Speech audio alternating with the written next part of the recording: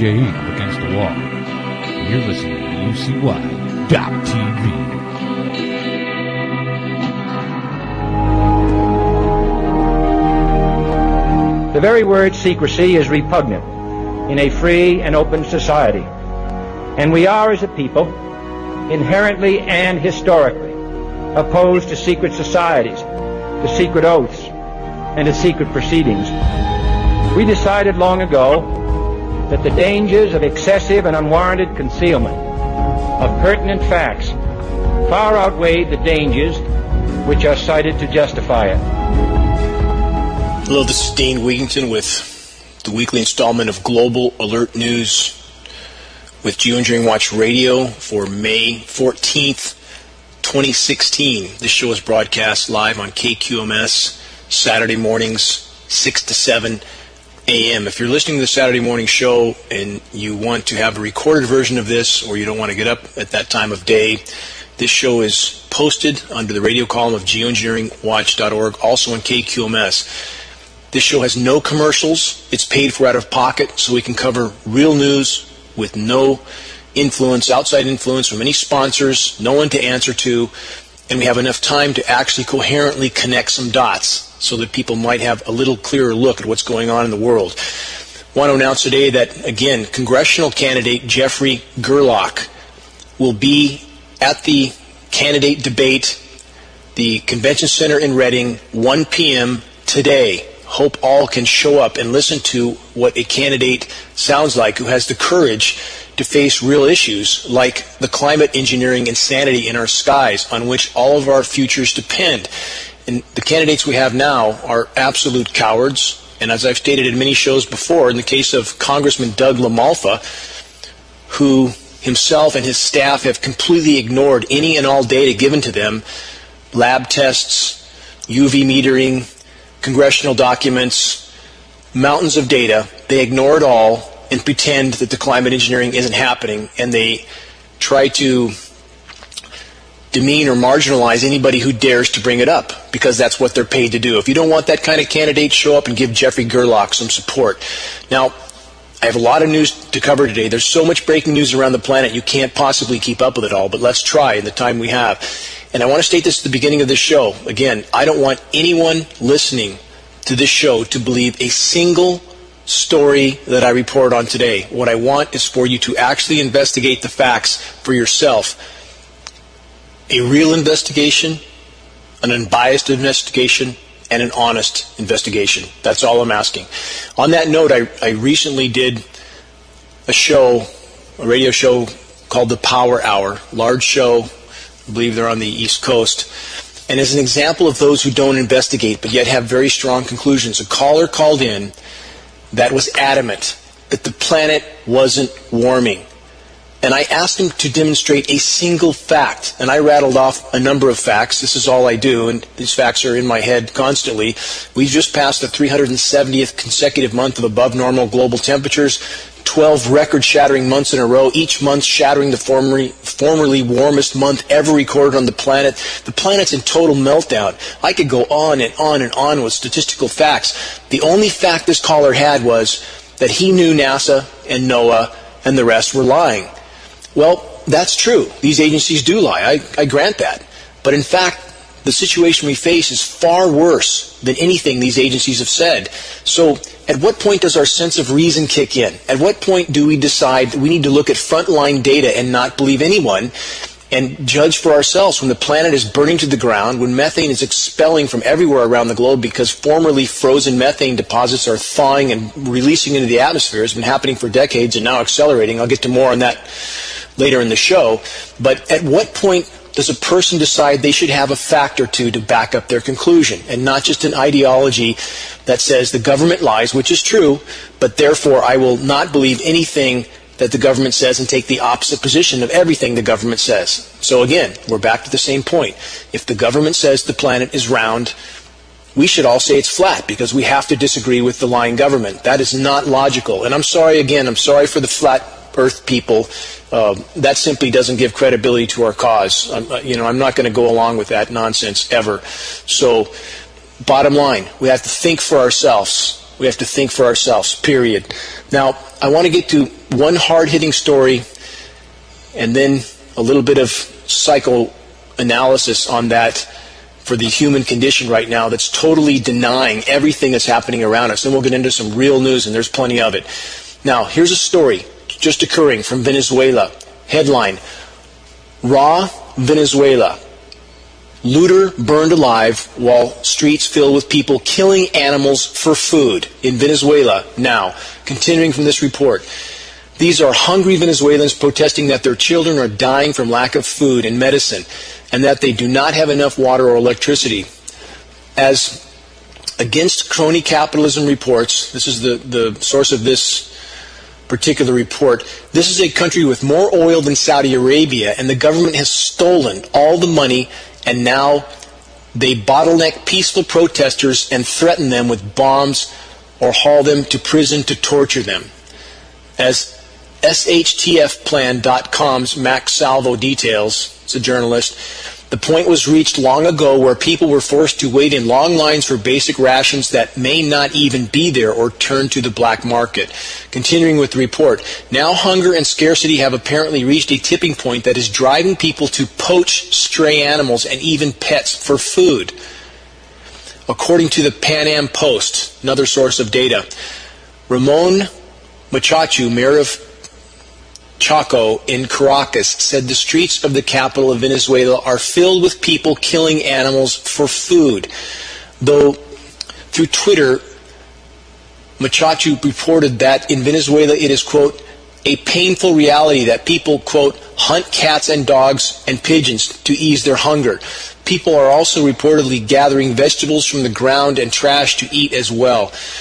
Final statement in this report, the crisis in Venezuela is worsening every day due in part to shortages reaching 70%.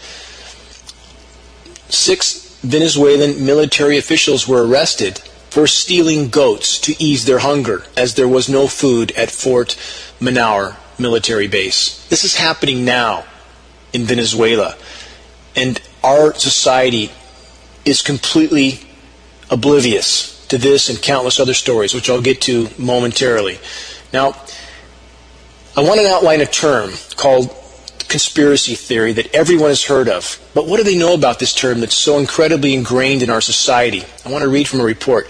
Conspiracy theory is a term that strikes fear and anxiety in the hearts of most every public figure. And I'm going into this term again because reports like I give by so many people are shrugged off with no investigation, no facts, as, quote, just internet conspiracy theory.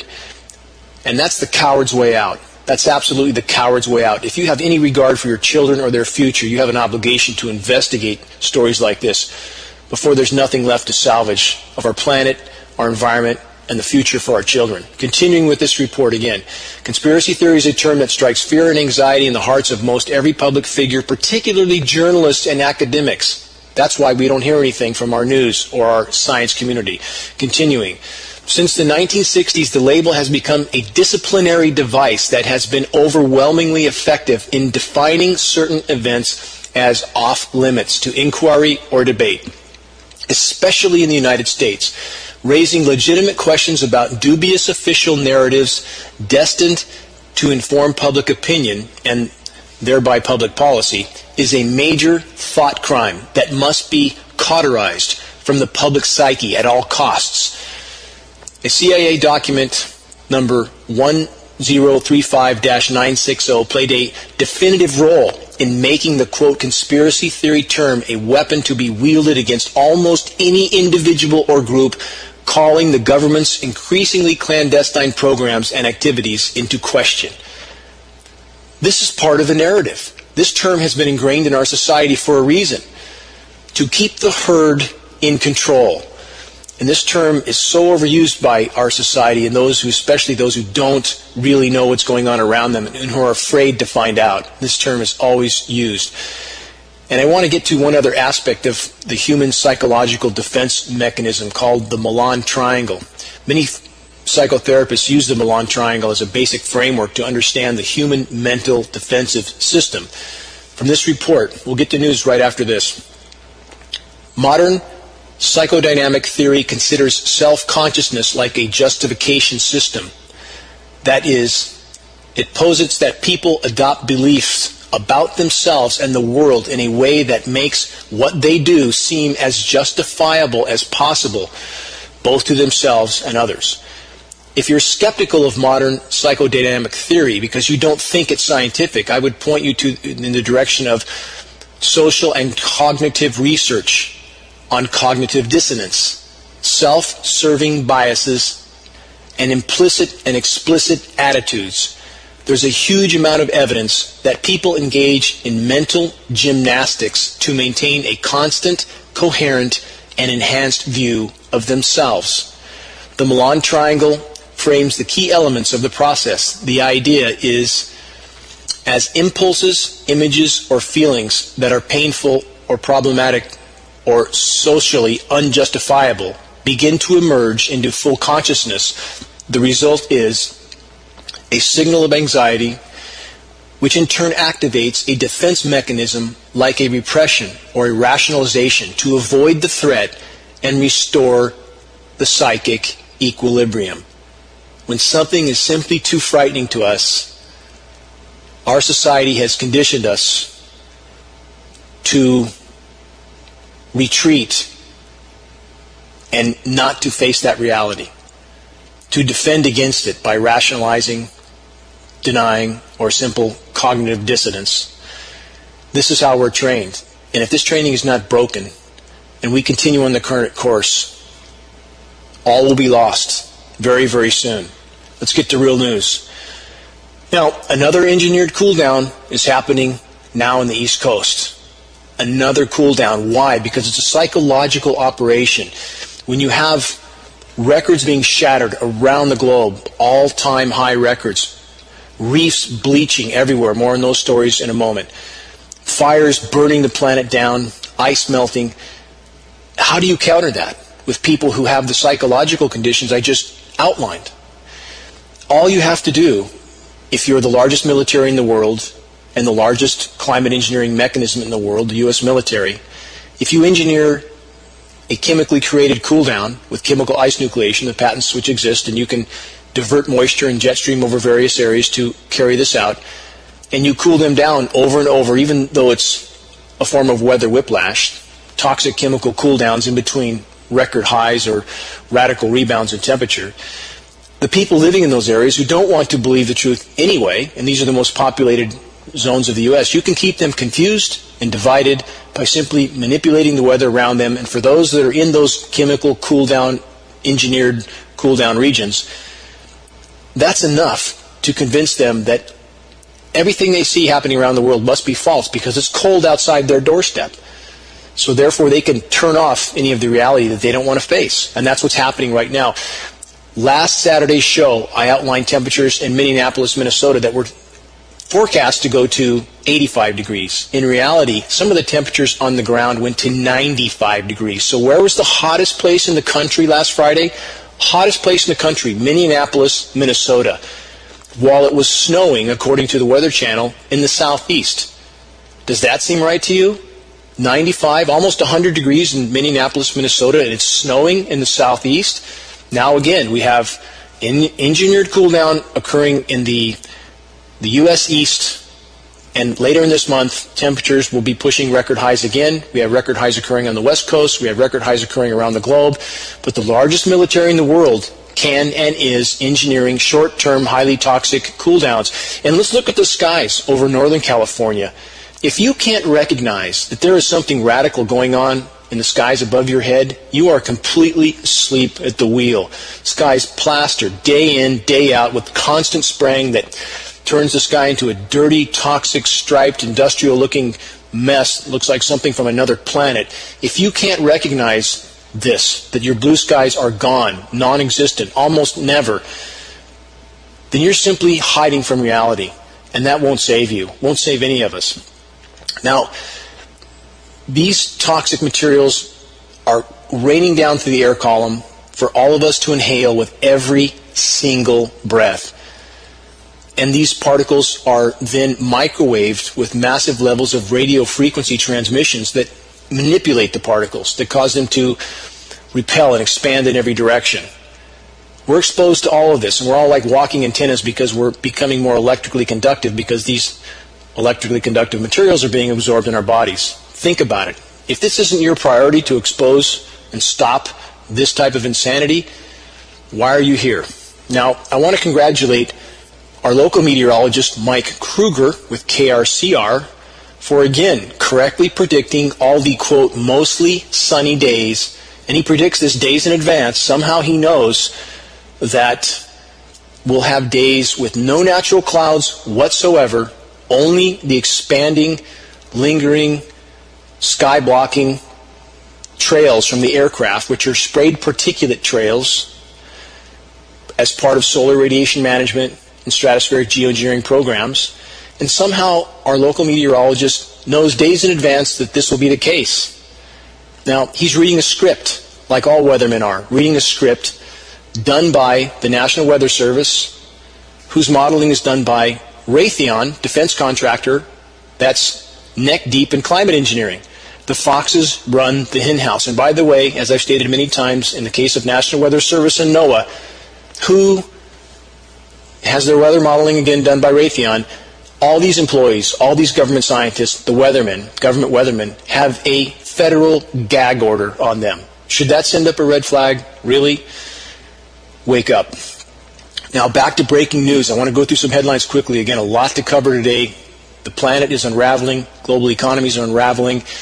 And the Americans are still being kept in the dark with every possible means, from corporate-controlled, global elite-controlled media. And most Americans, most civilians around the globe, most citizens around the globe are all too willing to stay in that denial. They won't have that luxury for long. Headline: UN paints bleak picture of stagnating world economy.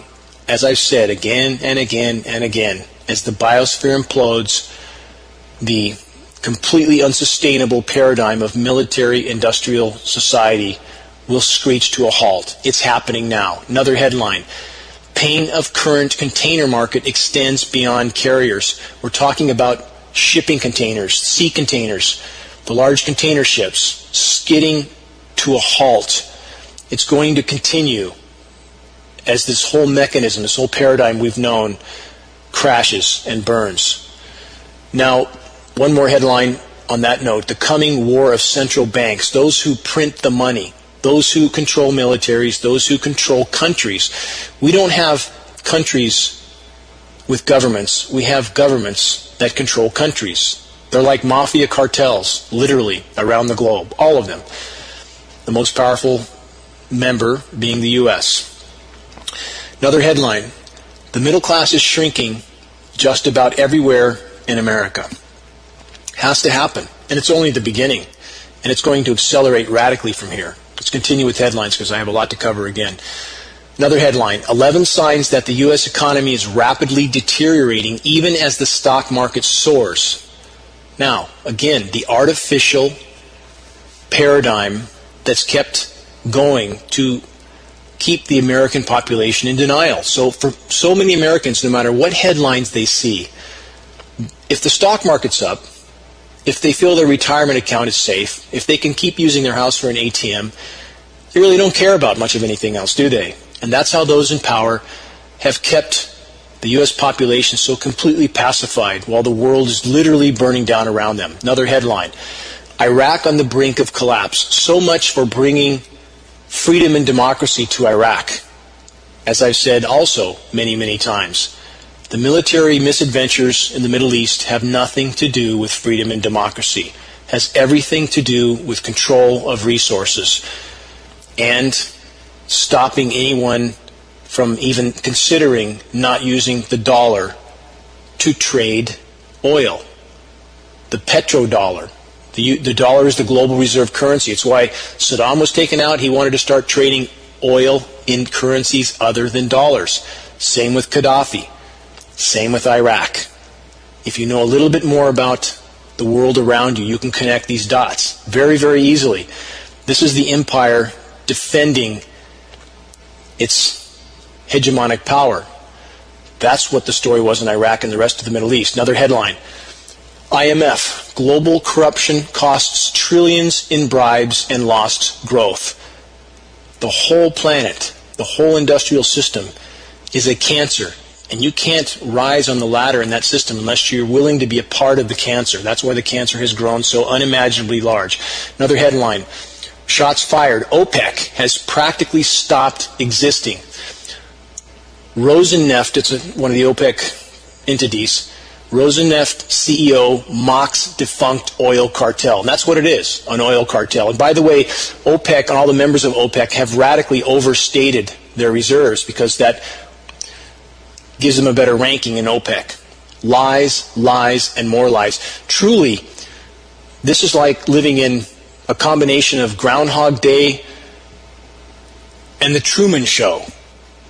It's like waking up every single day into another episode of the Truman Show. Well, all those around you, so many around you at least, are completely oblivious of what's happening. It's time to wake up for all of us. Now, another headline, investors fleeing $9 trillion of negative yield fuel bond binge. When governments can no longer sell their debt to the public, they simply buy their debt themselves. It's what our central bank has been doing for a very long time. This is a snake eating its own tail, trying to survive as long as it can in a world that's imploding around it, in a paradigm that could never be maintained. Again, how can you possibly think, how can anyone think that we could continue grinding nature into profit forever on a finite planet with finite resources? Another headline, global oil and gas job losses, 350,000 and counting. Just the beginning, going to get worse. Another headline, the United States' newest nuclear power plant has taken 43 years to build. How efficient is that? And people look at nuclear power as some sort of benefit to humanity or the web of life. It's astounding. Even people like James Hansen, who's looked at by many in the green environmental community as some sort of hero, is pushing nuclear power. How hypocritical is that? And we have 3 full-blown meltdowns in Fukushima. We have Hanford. We have countless other leaks around the globe from these plants. And they are unimaginably expensive and hazardous to try to decommission. On that note, another headline, nuclear costs roll onwards and upwards. Of course, there's no end to the costs. This is the mentality of the human race, to think that nuclear power is some sort of benefit when it's literally a death sentence, one that we may all face head on very soon. We already are. Look at Fukushima. There's no end in sight to Fukushima, and it's just the beginning. Now, on the nuclear power plants as well, again, consider the second that grid power can't supply the energy needed to cool those plants, they will all go into meltdown. So if we have a Carrington-type solar flare after geoengineering has destroyed our protective layers of the atmosphere, and it's doing that right now, and we have a Carrington event, which is a massive solar flare, a CME, and that shuts down grids around the globe, and now we have 100 Fukushimas, or 200. I brought this up over and over. Nuclear power is a huge glaring red flag as to the mentality of the human race and its suicidal tendencies. Fracking in that category as well, on a smaller scale. And on that note, yet another new science study from the past week confirms the countless immense dangers of fracking. And is not fracking a sign of the flaw of totally unbridled free enterprise? And for those who would attack me for that statement, would you want a fracking well in your neighbor's yard? If you have a well in your yard, would you want that? Answer honestly. Would you want that? Would you accept that? And for those in Shasta County, would you accept fracking if they wanted to put a big fracking well or several of them along the shores of Lake Shasta? Would you accept that? If not, then dump your hypocrisy. Do some real research. Simply search studies of fracking dangers. Do some real research and don't watch Fox News and Rush Limbaugh and Sean Hannity and all the other mainstream corporate stations that want to feed you your opinion that they are paid to feed you from the very interests who are behind this sort of environmentally devastating practice and other practices like nuclear power. Have a reason for your opinion, a logical, rational, researched reason. Let's get to more headlines along this same line of thought. Shell oil spill dumps thousands of barrels of crude into Gulf of Mexico. How many people have even heard this while we're watching Trump and Sanders and Clinton and all the rest of the idiots that we're supposed to accept as presidents of this giant cartel called the United States? We don't hear about these stories because those in power don't want us to hear about them. Yet another spill into the oceans that are now used for toilets around the globe, and toxic waste dumps for nuclear waste and everything else that, again, as I've covered in the past, our military dumps everything, our ships, military, Navy vessels dump everything over the side, cruise ships dump everything over the side. Is it any wonder our oceans are completely imploding? More on those stories in a minute as well also. On the Shell oil spill story I just covered, excerpt from that report, a 2,100 barrel oil spill in the U.S. Gulf of Mexico forced Royal Dutch Shell on Thursday to shut in all wells that flow to its Brutus platform, federal regulators said. Continuing from that report, the U.S. Bureau of Safety and Environmental Enforcement said a 2-mile by 13-mile sheen was visible in the sea about 97 miles off the Louisiana coast. How wonderful, to add to all the Macondo oil well disaster, toxic mess that's still there. Final sentence from that report, about 88,200 gallons was reported released from the pipeline. The Coast Guard said adding the source of the discharge was reported as secured. How reassuring. It's all fine now. Go back to sleep. Isn't that what they always tell us? And what happened to Matt Simmons, the world's most recognized authority on deep water drilling, independent authority, who went on CNN after the massive Gulf of Mexico Macondo leak and stated what they did not want him to say? Matt Simmons said, the wellhead is not plugged, the seafloor is heaved, fractured, and still leaking. They'll never plug this well. And guess what happened to Matt Simmons? He was found dead in his pool the next day, or 2 days later, I believe.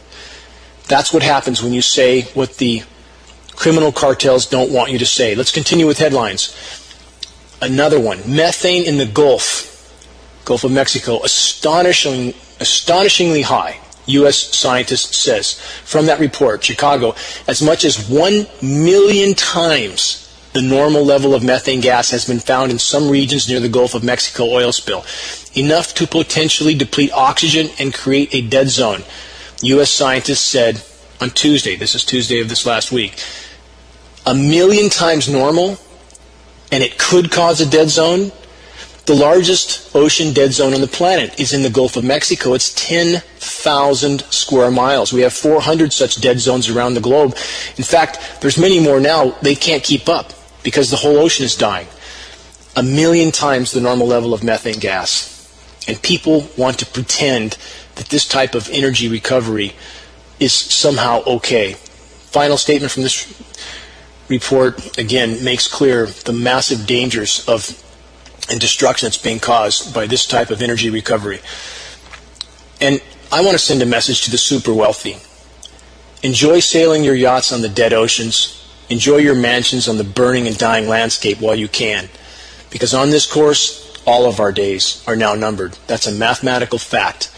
Another headline along the same line of thought.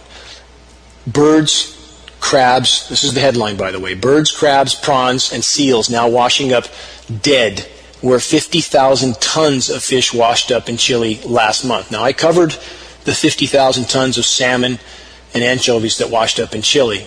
This is a new headline. Now everything else is washing up dead as well. What a surprise. We don't hear anything about this in the U.S. Nothing. Does our local media tell us anything? No, nothing. This is going to continue because our oceans are becoming lifeless zones called Canfield Ocean. Oxygenless, stratified, superheated, dead oceans. Reefs also dying around the globe. More reefs than just Australia. I'll get to that in a moment.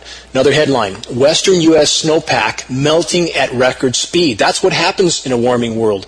And for those who go to see a movie like Climate Hustle, again, total propaganda to back up the type of mental defense mechanism denial that I outlined earlier in this show. If you look for films like Climate Hustle to fortify your denial, how do you look yourself in the mirror? How do you look your children in the eyes? Have the courage to face real truth. From this snowpack melting headline, here's a statement from that report. The U.S. Department of Agriculture's Natural Resource Conservation Service issued its, quote, final west-wide forecast of the season this week. It shows that snowpack from Washington to Wyoming is melting so quickly that flooding is a possibility in some areas. Now, as I stated earlier again, Friday, May 6th in Minneapolis, mid-90s, pushing 100, while snow was falling in the U.S. Southeast. Engineered events to pacify the public. And all the while, Arctic ice, again, for those who have bought the completely fabricated nonsense that Arctic ice is expanding or at record highs, it's at all-time record lows right now. I'll get to that more in a moment, because we may have an ice-free Arctic by the end of this summer. 100 years ahead of schedule, hasn't been ice-free for at least 3 million years, and perhaps as long as 13 million years. And if you don't think this is a problem, you know nothing about what's going on in your world. Another headline, sea level rise claims 5 islands in the Solomons. From this report, 5 islands have disappeared in the Pacific Solomon Islands due to rising sea levels and coastal erosion, according to an Australian study that could provide valuable insights for future research. Continuing from this report, a further 6 reef islands have been severely eroded in the remote area of the Solomons. The study said, with one experiencing some 10 houses being swept into the sea. Quote from this report, at least 11 islands across the northern Solomon Islands have either totally disappeared over recent decades or are currently experiencing severe erosion. Shoreline recession at 2 sites has destroyed villages that have existed since at least 1935, leading to community relocations.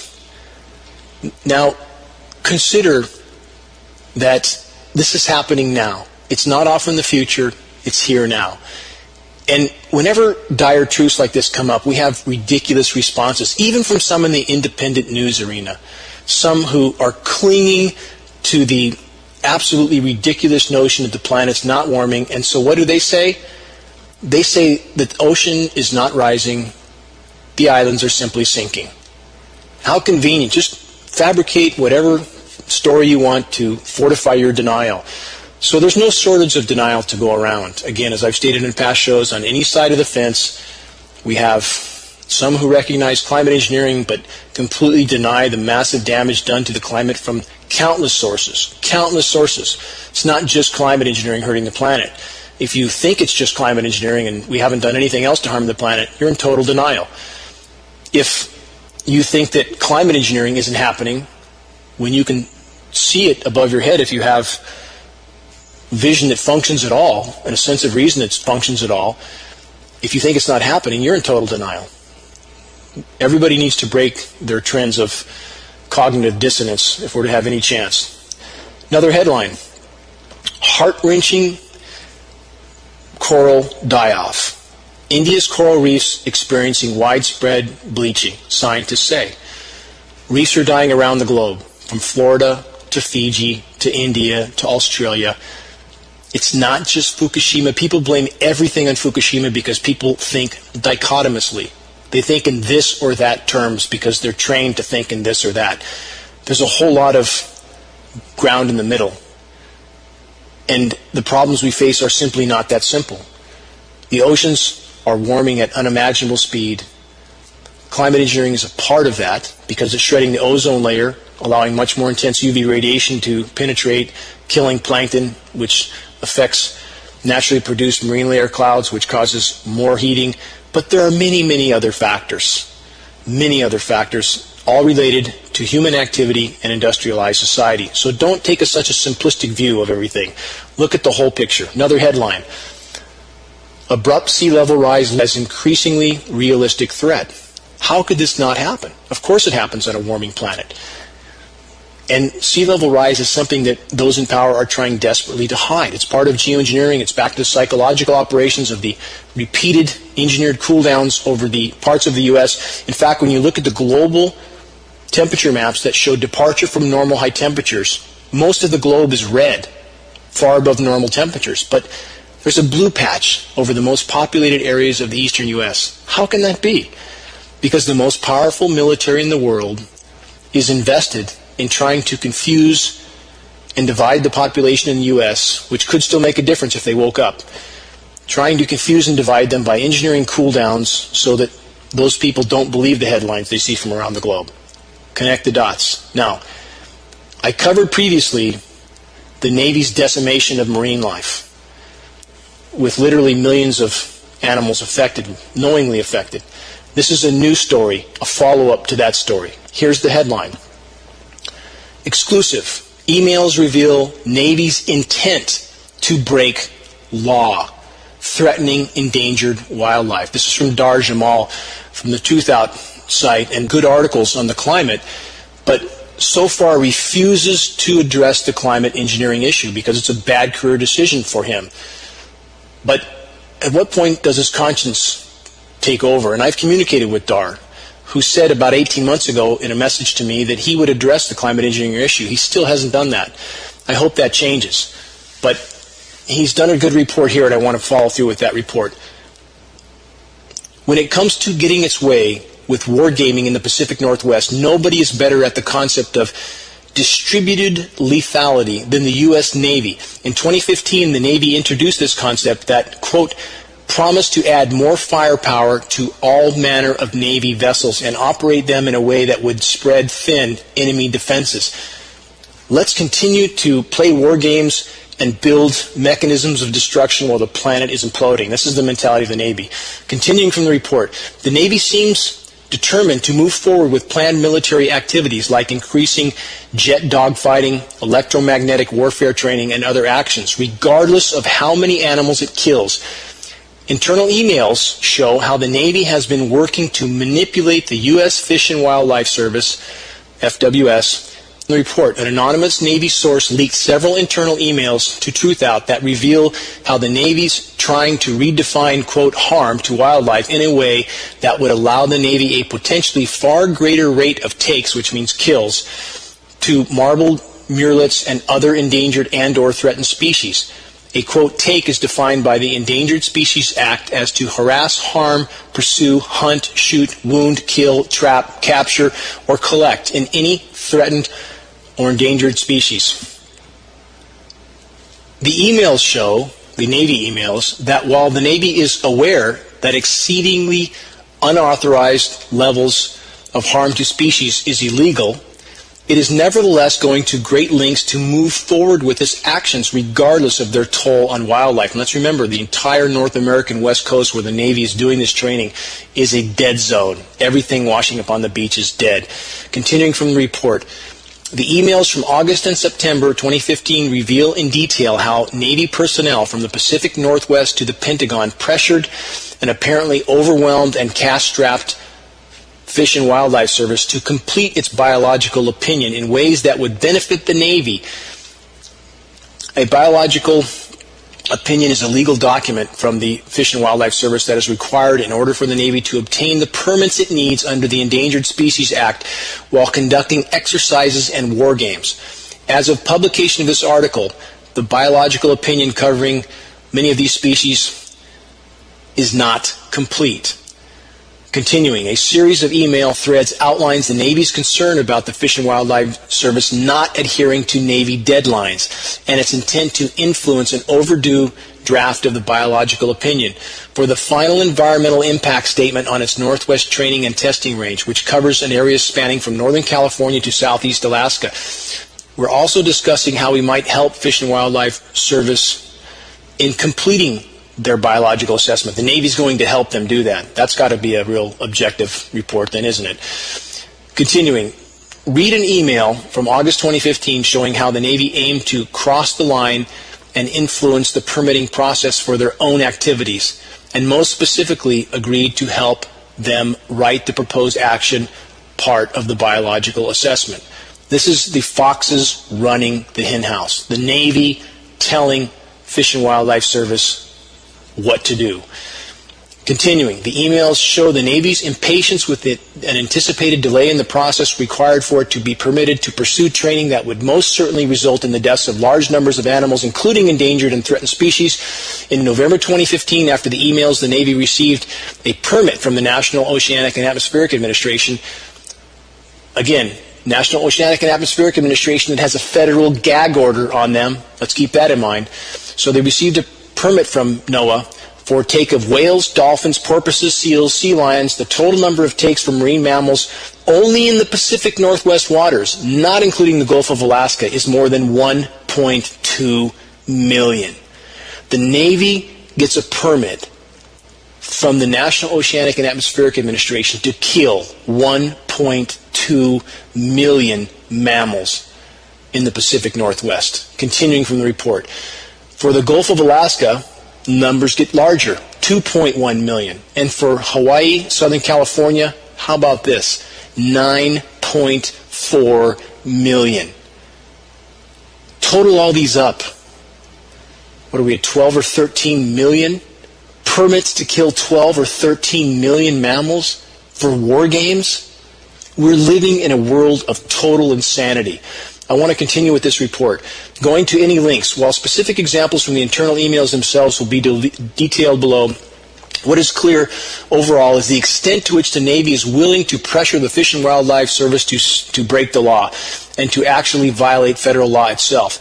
Navy personnel even proposed writing portions again of the biological opinion for the Fish and Wildlife Service, which clearly subverts the purpose of having the Fish and Wildlife Service in the first place.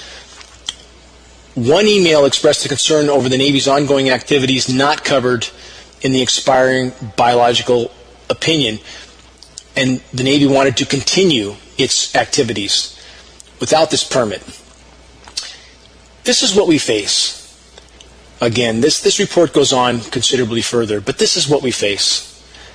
We have a military-industrial complex that is completely out of control, completely. And they're not just killing marine mammals, they're killing us. And I don't care how much you want to run from that reality, if you can't look up and see that something radical is happening in the skies above your head, our oceans are already beyond the point of any return to what we've known in any time frame that matters. And that's, listen to what I'm saying, in any time frame that matters. We are well into the 6th great mass extinction on planet Earth, and a huge part of this problem is a completely runaway military-industrial complex that has no regard for life. Don't these emails prove that? From the U.S. Navy, who wasn't satisfied apparently with permits to kill 12 or 13 million marine mammals along the U.S. West Coast. They weren't satisfied with that. They wanted basically no restrictions at all. And by the way, looking at a wider picture of this, and this is happening around the globe with other environmental systems like Brazil. How many know of the U.S.-backed coup that's going on in Brazil right now? This is business as usual. It's happened in Central American countries and countries all over the globe. Just like it happened in Kiev, the U.S. backs a coup, topples a democratically elected government, and proceeds to strip the country of resources, just like Ukraine. Who sat immediately on the board of the Ukrainian oil cartel? Joe Biden's son, immediately after that government was toppled. This is simply a criminal cartel that runs the planet, runs the country. Now, so again, how many know of the U.S.-backed coup in Brazil? How many know that the U.S.-backed oligarchy there is now going to roll back environmental protections in Brazil so that the last remaining resources can be plundered? How many are under the total delusion that those who run the U.S. government are treating the planet and its people, which now includes all of us, any differently than what our government did to the American Indians? If you think that things are any different now, wake up, because you're living in a total delusion. And to be clear, all other governments around the globe are also corrupt, all of them.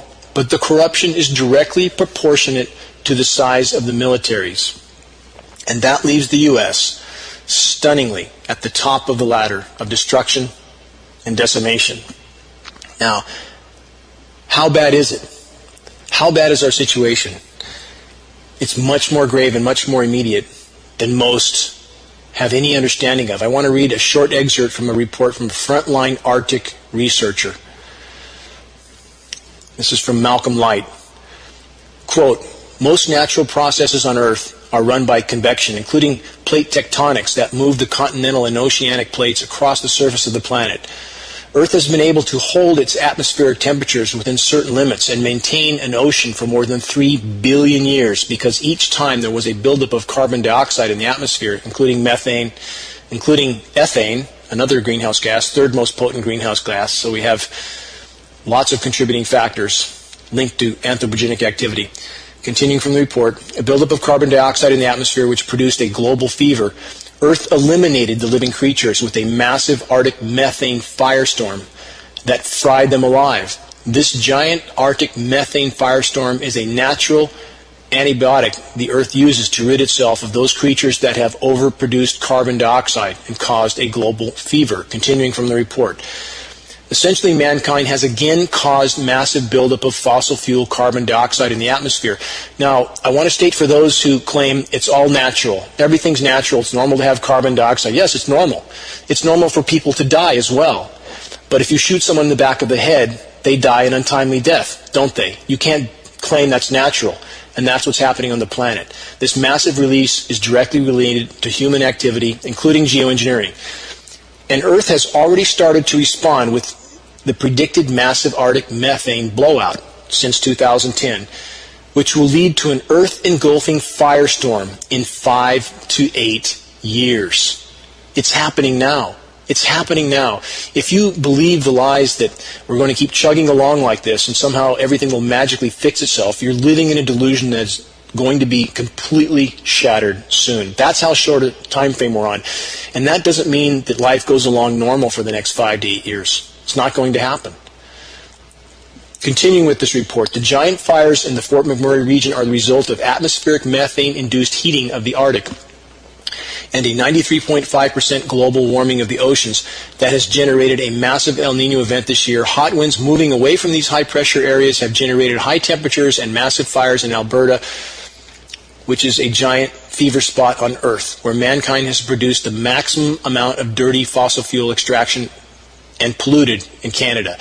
Now, I want to state also, we have snow now falling in Alberta also after these firestorms, another engineered event. That's how off the rails the climate engineers are, and that's how derailed the climate system is. Final statements of this report. Mother Earth will continue to respond more vigorously with her Arctic methane response to eliminate the humans from her system, as we represent nothing more to her than a larger version of an influenza virus which has seriously retarded her oceanic and atmospheric temperature range functioning systems. Now, in this report, it's imperative to understand, whatever you think of the planet's life support systems, there are consequences to destructive actions. And we are reaping those consequences now. In regard to methane, it's been happening for many decades. This is the Bermuda Triangle.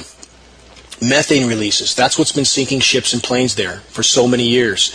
As the ocean has warmed and those in power have known this was happening, they knew the cause of those ship sinkings, although they have not alluded to it. It thaws formerly frozen methane deposits in the seafloor. The methane then releases, aerates the water like a bottle of champagne. Ships have no buoyancy. They go straight to the bottom intact. Kills the engines of planes that are flying overhead. Massive methane releases into the atmosphere. Now it's happening on a much, much larger scale still. There's enough methane in the Arctic alone to turn the planet into Venus many times over. It's releasing now. Climate engineering is making it worse, not better. Climate engineering, again, is the pharmaceutical approach to life on Earth. It can't work. It won't work. It's not working. It's not only destroying Earth's life support systems, it's toxifying the entire planet and every breath we take. Exposing and stopping climate engineering should be, must be, our greatest single priority. If we can do that, we can then move on to the massive list of other challenges that we face. But in exposing climate engineering to the entire world, to everyone alive in the world, every human being, so that they know they have been irreparably damaged from the military-industrial complex, without their knowledge, without their consent, so that every person on the planet knows that the environment on which they depend, on which their children depend, has been irreparably damaged by those in power. If we can bring this issue to light, we have a chance of turning direction. But that effort will take all of us, and it can't be done by sitting the bench, period. I want to finish with this. Again, I'm not asking, and I've never asked for anyone to believe in any statements of conclusion that I offer, or to believe in any breaking stories that I report on. What I'm asking is for you to actually investigate, without bias or preconception, the converging cataclysms that we collectively face are not out on the horizon somewhere. They're actually kicking the door in right now. Look around you. Look above you. Look at the trees. Look at some of the frontline data, and you can search anything I've said online and find frontline data. For those who try to marginalize the internet, and I hear this all the time, because they're trained to say so. They're trained to say, if you contradict the official narrative, you're just a conspiracy theorist. And people who say that are like parrots. They're simply like trained parrots that have done no objective research and have not even bothered to stop and consider how ludicrous their statements are. If you can go online and find frontline data from frontline sources that's completely unfiltered, photographs, film footage, inarguable data, why wouldn't you do so? Why would you simply feed from the corporate media trough like Fox, CNN, MSNBC, whose job it is to pacify you until the last possible moment? While you have people in the streets of Venezuela literally foraging for food right now, and you have this type of breakdown occurring around the globe, several dozen countries already heading into this position right now. How long do you think you can hide from that here in America? When America has survived off resources that have been, in so many cases, taken from these countries. And now, quite simply, the fossil fuel fiesta, the resource looting, plundering, and pillaging of planet Earth is reaching its end. We will not live this way much longer. Period. That's a mathematical fact. So, as I've tried to state so many times, if you really care, if you care about your children, if you have any regard for their future, or what may be left of their future, you have an obligation to do real research and not simply take whatever opinion that you're fed by those in power and their corporate media mechanism of mass distraction. You have an obligation. And I want to say this, for those that are participating in the insanity, agency officials, elected officials, military personnel, all of you should take a good, long look in the mirror. And then a longer look into the eyes of your children and ask yourselves what you're a part of. You're serving a headless, heartless, soulless beast that's nothing less than a life and planet-consuming cancer that will kill us all if it is not exposed and halted. I'm speaking most directly to those behind the curtain, the bankers, the money printers, the global elite, those that run the world, those who are invested in the insanity to maintain and expand their personal pursuits of power. I want also to speak to those that have information which could help to expose the insanity and thus help to turn the course of the rapidly sinking ship on which we are all passengers. I'm asking you, if you are such a person, stand out from the shadows and make your voice heard. While you can, while it still has time to do some good, well, we can still perhaps salvage what's left of our planet's life support systems. These headlines can't be hidden for much longer. What's happening around the globe can't be hidden for much longer. And as the condition becomes more critical, as the power structure can no longer hide the severity of what's unfolding, they become more dangerous than ever. They are likely to trigger global conflict. The U.S. is pressuring, pushing, prodding nations around the globe in an ever more desperate attempt to trigger some kind of conflict because it's the last card they have left to play.